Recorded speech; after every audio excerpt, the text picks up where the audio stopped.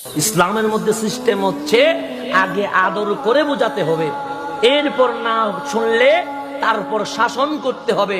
আগে শাসন নয়, আগে আদর। শাসন তার মানায় যে আদর করতে জানে, যে আদর করতে জানে না তার কাছে শাসন মানায়। আমার দয়াল নবী ডান দিকে ইমাম আলী মাকাম ইমাম হাসানকে নিলেন, বাম দিকে ইমাম আলী মাকাম ইমাম হুসাইনকে নিলেন। আমার নবী একবার ইমাম হুসাইনকে চুমো দেয়, আমার নবী আরেকবার ইমাম হাসানকে চুমো দেয়, আবার ইমাম হাসানকে একবার বুকে জড়ায়, ইমাম হুসাইনকে একবার বুকে জড়ায়, আবার দুইজনের দিকে তাকায়া কিছুক্ষণ হাসে। এরকম যখন করতে লাগলেন, একজন সাহাবী দূর থেকে তাকালেন, দেখলেন দয়াল নবী ইমাম আলী মাকাম ইমাম হাসান, ইমাম আলী মাকাম ইমাম হুসাইনকে নিয়ে বড় প্রেম, বড় আদর, বড় স্নেহ দিচ্ছেন। কখনো চুমা দিচ্ছেন, কখনো বুকে জড়ায়া নিচ্ছেন, কখনো মুখের দিকে হাসি দিচ্ছেন। এই আদর দেখে সাহাবী নবীর কাছে আসলো, ডাক দিয়ে বললেন, ইয়া রাসূলুল্লাহ, আমার 10টা ছেলে আছে। কয়টা ছেলে? 10টা আমার বাচ্চা আছে।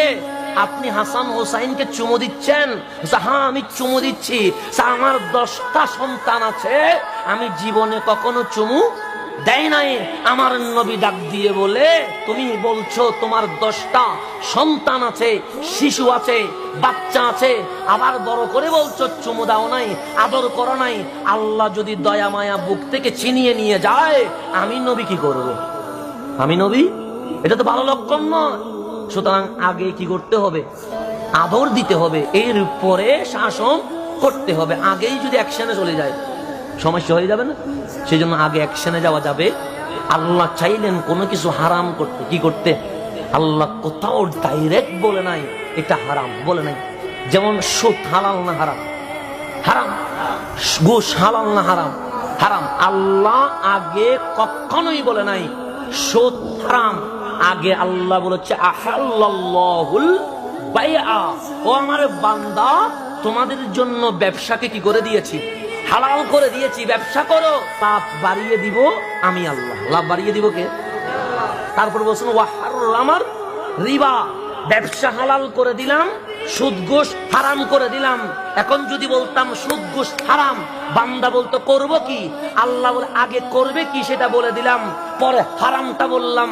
আমার আল্লাহ চাইলেন মাদককে হারাম করবেন। আমার দয়াল নবীকে মেরাজ নিয়ে গেলেন। আমার নবী যখন সিদরাতুল মুনতাহায়, জিবরিল আমিন ডানে এবং বামে 2টি পাত্র আনলেন। নবীরে, আমি জিবরিল সিদরাতুল মুনতাহা থেকে আপনাকে বিদায় দিয়ে দিব। আমি চাই আপনি নবীকে একটু মেহমানদারি করব। আমি একটু কি করব? আমার ডান পেলায়ও আছে, বাম পেলাও পাত্রই আছে।